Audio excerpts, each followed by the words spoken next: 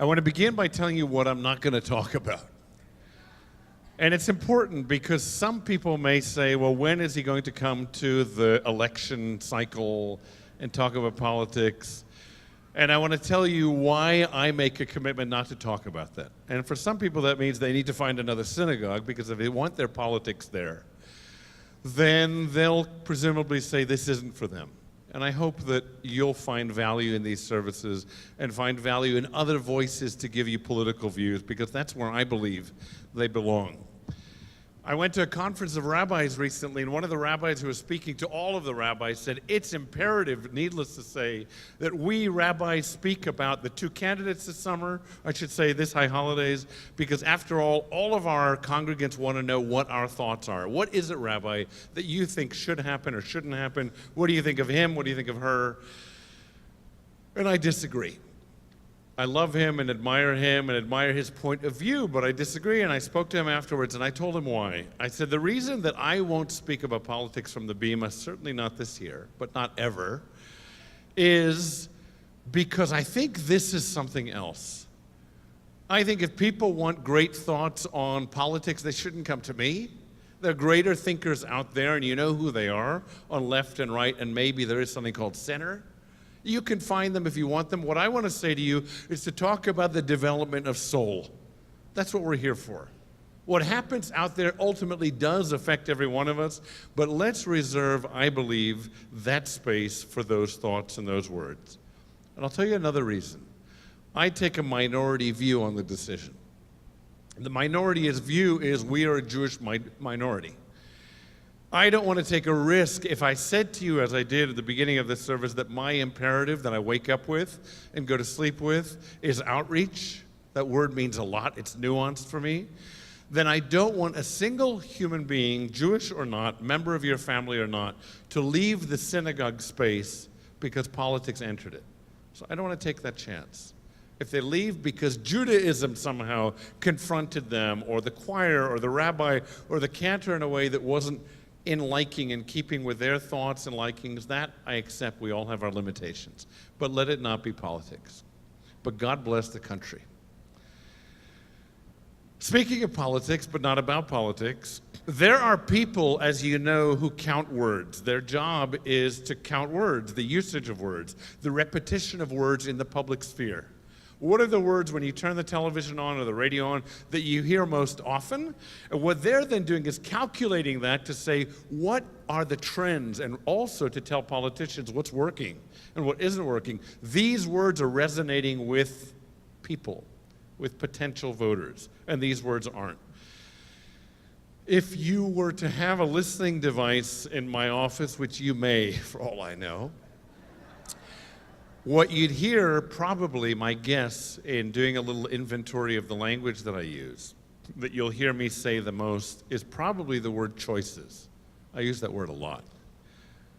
I talk about it, I draw it on a whiteboard, I create a pie chart out of it, because that's my idea of good math. I don't know the numbers, but I get pie and I get proportions of pie. That's food and that's space, I understand that. But what I try and convey to people in every situation, because I believe and have faith in people, not only in God, is the preponderance of our choices in our life story. What I want to suggest you do is think about your life and do what in business would be called a root cause analysis. But on you, on your story. Look at a moment in life that's painful or challenging, and go back 5 or 6 or 8 steps and see if you can find yourself in the cause of that. Because often we're in only that moment, and we say, look what's happening to me, and we are in that moment a victim, that often used word, too often. What I say in drawing this badly drawn pie chart with your kids is that the vast majority of that depiction, of that pie chart, represents the choices that you make in life, and the amount of your life that's determined by the choices that you make. But let's not neglect that little sliver, because it matters. There is a portion of every human being's life in which truly they are the victim of circumstances, and I have it in my own life story. And so do many of you, because I know you. Things happened to us that we had no control over. But then suddenly we shift back into the next part of the pie. which is, but what control has God given me to exert over the rest of my story? Will I live in that sliver, which is the moment or moments when I was victimized? Or will I transform into holiness the potential that's mine in the life that I was given? Will I realize that the majority of my life is to be lived in that beautiful part of the pie, rich with cherry or apple or whatever you want it to be, the sweetness of life? But I think all of us has a challenge because it's so easy to fall. We say to fall victim, because gravity will always take us down. We don't need to force it. But to rise out of that state of consciousness, because usually that's what it is, but not always, takes energy and effort and a disciplined approach to every day.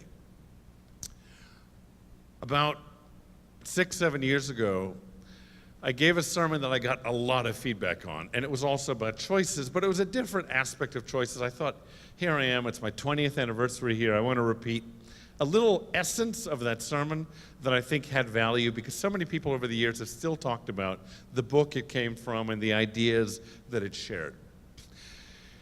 The book is based on an article that came out in Psychological America, I believe, or something to that effect. It wasn't Psychology Today. And what it said was that people value independence. And we know that because all of us value independence. And people value choice. The more choice we have in the decisions of our lives, the happier we are. But what was interesting was that the social science didn't actually support that. The article did, but not what came afterwards. What people started to realize was all measurable happiness in people's lives seemed to be diminishing rather than growing at a time when the choices in our lives seem to be growing and not diminishing. So think about that line versus that one. Choice seems, we believe, to make us happier people. And yet somehow there's something else happening in our humanity in relation to choices that says it doesn't actually work necessarily that way. And the book that inspired this thinking for me was by Barry Schwartz, and it's called The Paradox of Choices. And I call it The Tyranny of Choices. I'll give you an example in case it isn't yet clear. Imagine a guy goes into a department store, guys sometimes do, and he says, I want a pair of jeans. So he walks in and he sees the person at the Levi's counter and he says, I'd like a pair of jeans 34 by 30. And the guy says, do you want them baggy fit, loose fit, slim fit? What kind of jeans do you want? Do you want them acid wash, stone wash? Do you want them straight fit, loose cut, boot cut? And he says, I just want a pair of jeans. And all of us have that moment. Guys, I have to say that's probably why we don't like shopping, because we want to spend 10 minutes on one decision, not 20 minutes on 20 decisions. But neither do women. We don't want all of those decisions. We like the idea that we want all those decisions. But in the moment, if you measured, if you put electrodes on our head and heart, you'd realize how much stress there is in our lives. Because we want simplicity. 31 flavors I love, but 3 makes me happy. I stand in line at the ice cream store, there's a high level of anxiety. Because now it isn't even chocolate, strawberry, and vanilla. There's also fig mascarpone. There's balsamic strawberry. You know, there's gasoline blueberry. I don't know what there is, but they're being more and more creative, which I love, especially when they give the little taster spoons. But think about life and think about all the choices that you have in your life today and tomorrow. You made a choice to come here, which eliminated every other choice. Every time we make a choice, we eliminate every other choice, which means for many of us, we're in a state of a little anxiety. Almost what we'd call buyer's remorse, which is, but what if I had? But what if I wasn't? But what if I didn't? Think about healthcare. Think about cable television. You turn it on, there are 270 or 550 or 920 channels. I have no idea. But what I know is that after spending 20 minutes surfing, I'm pretty unhappy. And add to that, I then choose something on whatever channel, Fox News, Discovery, CNN, BBC, Nat Geo, whatever it is that engages me because I saw it and it pulled me in because it is powerful. What I have in my mind is always a sense that I may have made a bad decision. But that's not just in the little things that don't matter. It's also in the big things that do matter, like relationships, like engagement, like marriage, like raising our children. Think about how influenced we are by the place, the marketplace, and the people around us. You can come to a dinner party having made a decision to buy a 2017 Toyota RAV4. Fantastic. And the reason you came to the decision was because you went on that Bible of Bibles called Consumer Reports, and they've done the work for us, by the way, so that we don't have to ask all of our friends, how good is a RAV4? Consumer Reports has told us in 19 different categories how good or bad it is. So now we've made the decision, thank God, I can let that decision rest in peace, I'm getting one. And just as we're going up for a little punch or spinach dip, whatever it is, we say to our friend, I'm getting a new car, I'm getting the 2017 RAV4. And the woman says, oh, my friend had that. And she walks away. All you saw was the nod, and now suddenly you're going home and you're thinking about the Nissan and you're thinking about all the different choices, and ultimately the decision that you came to was negated by one human being's influence. We live in a level of anxiety because of that influence. Think about life and choices. Think about what it means to make a decision and live with it regardless of its consequences. What does it mean? Social scientists will tell us there are two categories that we fall in, and I'll tell you as I explain these two that all of us, I believe, I may be wrong, that all of us fall into all of these, both of these categories, just we fluctuate, undulate between them. And one of them is called maximizers with a C, maximizers, and the other is satisficers.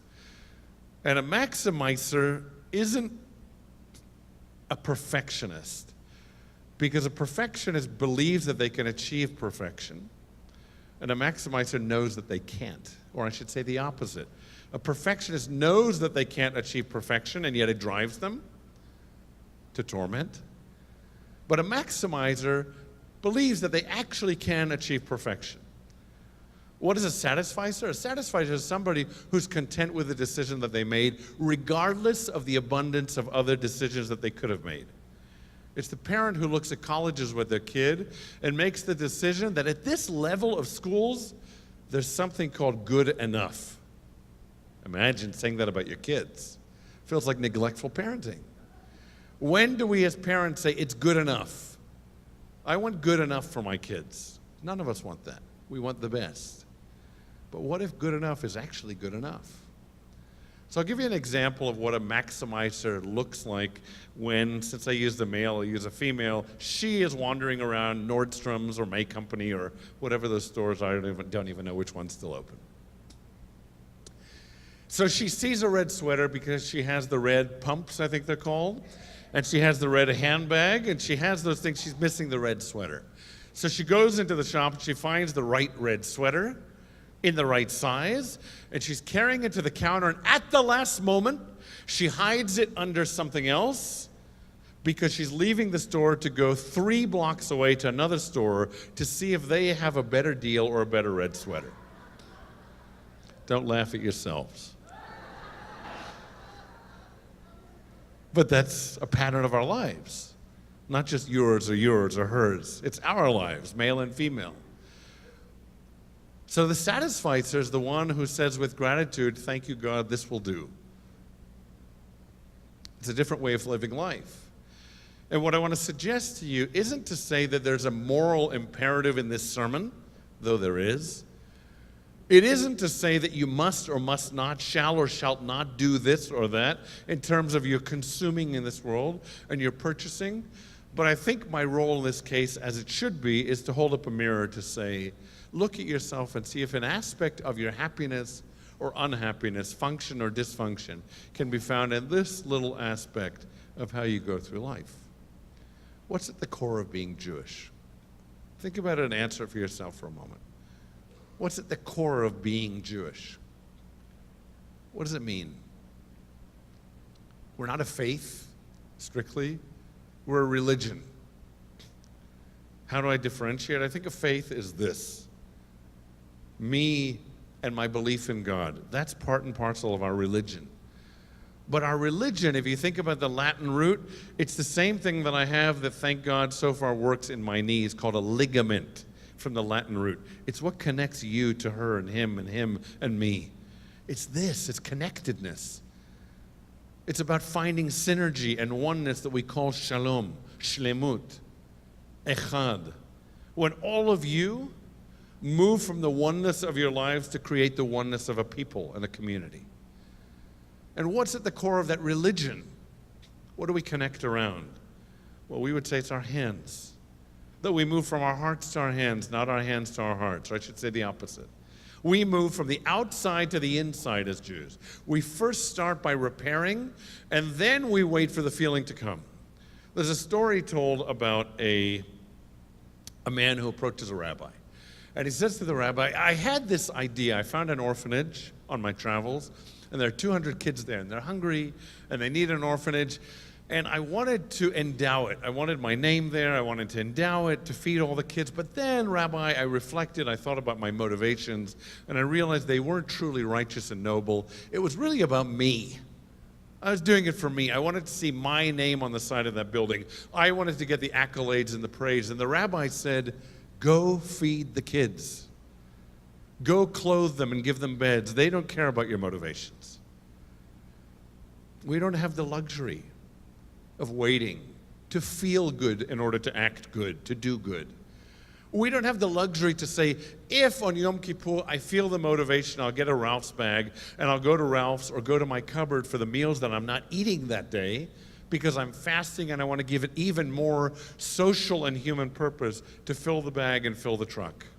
As Jews, we say it's an imperative.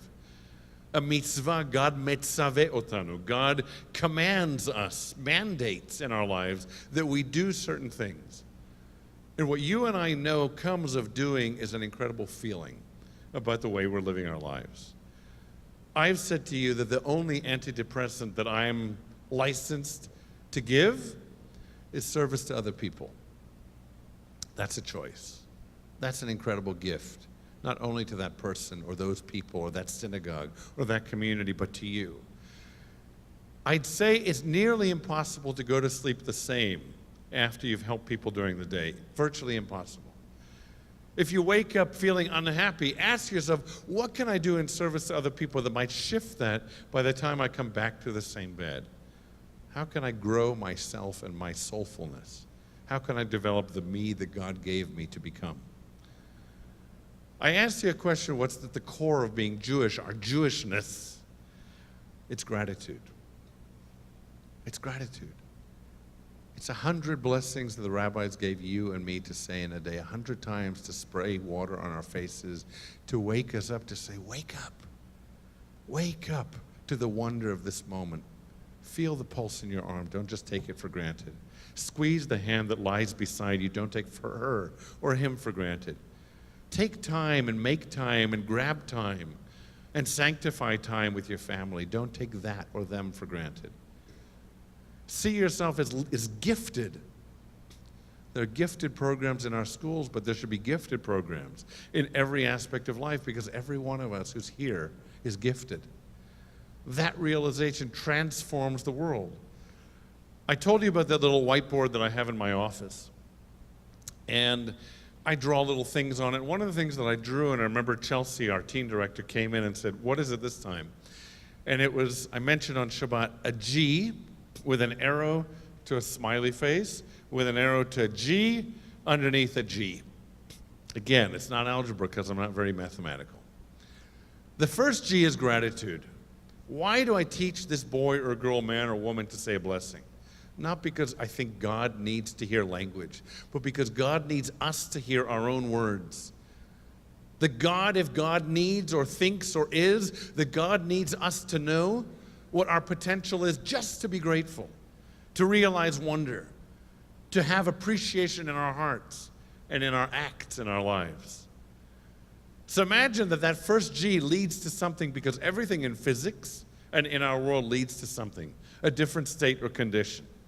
And that first G, that's gratitude, leads with an arrow directly to a smile because contentment, if not happiness, because happiness we think of as a constant, but I don't believe it is. But contentment that's here comes of gratitude. How can it not? How can't it? Is there a way not to realize and count blessings without coming out happier as a human being? Despite the challenges that challenge every single human being. And that happiness, I think, is often the final state that we want for our kids. What do we say? I talk to parents, they say, I just want her to be happy. I just want him to be happy. But what I want to suggest to you and challenge you as parents and grandparents, as people, is to go beyond that, to say happiness shouldn't be the ultimate goal that we have for one another. Because happiness, as I said, is fleeting. It's circumstantial. Let's go beyond happiness and say, I want them to be generous, the second G. Because a life that's lived generously is a distinctly devout life. A distinctly beautiful, I would say, religious, spiritual life. Because if we live outwardly in this world, we'll grow ourselves internally. If we live with generosity, not only in our pockets and our hands, but in our hearts, in the way that we accept one another and meet one another in this world, we'll find who we are at the end of each day. We'll realize the growth that occurs in what we've come to call our character. So gratitude, bringing you back, you maximizers and satisficers, I think is quashed when we step out of what we have and what we are and what we have as our blessings to say, what could we have had we made a different choice? So maybe if a motivation isn't something to change how you consume and walk through the world, ask yourself if your vital imperative, your core value is gratitude, then will that sweater, red, blue, or white, make a difference which store it comes from and exactly what price you paid? As long as it's reasonable. Out of gratitude, come to the moment of saying, thank you, God, that I have the capacity. Thank you that I have this gift and these gifts, these experiences in my life. You're going to leave this sanctuary, I hope. And you're going to go hopefully to the beach with us after you eat something, because this week you can. And what I want to suggest you do as a spiritual exercise is don't leave the sanctuary entirely. Go out, go to your cars, go home, but take something of this with you.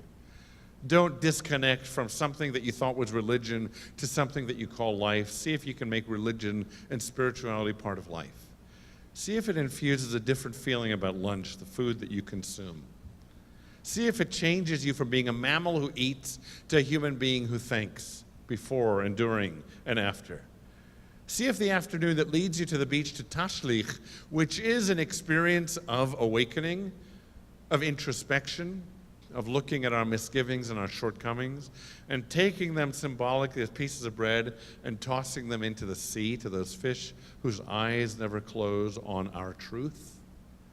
See if that too can become a religious experience, not just a beautiful one of beach and sun and sand and seagulls and community. So with that, I wish all of you a Shana Tova, and I wish all of you Yamim Noraim, not just a day that is awe-filled, but days that are awe-filled until we meet again for Yom Kippur.